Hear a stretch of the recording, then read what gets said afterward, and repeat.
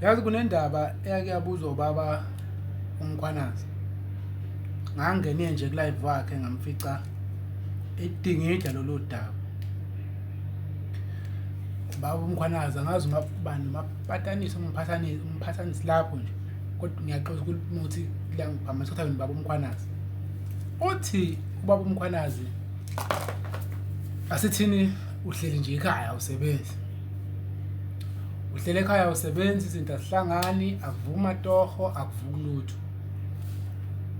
Usuyihlala ngisho endaweni ngoba umkakho okuganile kumele ahambe ecela impuphu emzini yabantu, iy'ngane hambe noshukela ney'mpuphu. Usathi lo baba uhleli ngelinye ilanga uthola ucingo elikubiza enkampanini thizeni uyosebenza khona. Kade uhleli 3 years zonke akuhlangani lutho, uyihlala ngisho endaweni umuzi uyawo phambi kwakho, iy'ngane zihamba nqunu, ekhabethe nakho lutho. Ngena ucingo, mfowethu Mdolomba kunjani? Hayi ngiyaphila. Ukhona noSibanibani nani enkampanini ukuthi kusasa phatha i-ID yakho ne-bank statement uzoqala umsebenzi. Qala umsebenzi kade usufesa vele, kade usufesa ukuthi ungaqashwa. Kade uzawufesa. Hayi phela uvuke ngempela uye khona utshela umkakho, mama ngithola ucingo lokungibiza emsebenzini kanje kanje kanje. Uvuke uye khona.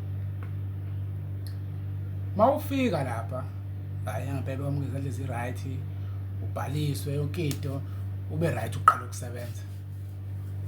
After 3 years musu wakhile mkhulu muhle, uneyimoto ezinkulu amanquzimela abangaka la egcekeni, uhola 60,000 ngenyanga, izingane zifunda kuma private school inside elokuzaneni maklinika kahulumeni nepheleza kahulumeni sene medical aid manje.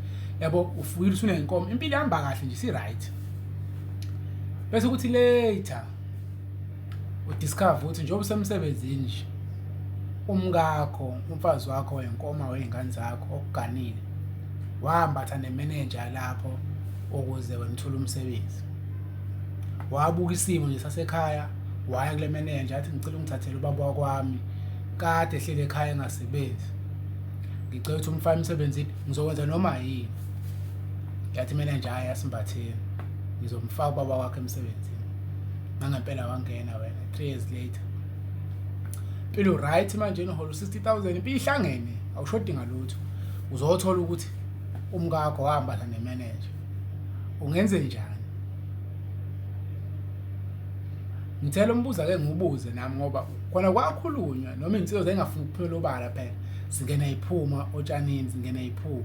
Kodwa ngithe ake ngibuze mhlambe mhlasimpe ukhona umuntu obuyasitshela enye into ehlukile kunale esasiza angazi. Kodwa nje ungenze njani? Uthola ukuthi umkakho uhamba nemanager ukuze wena ungene emsebenzini. Ungenze njani?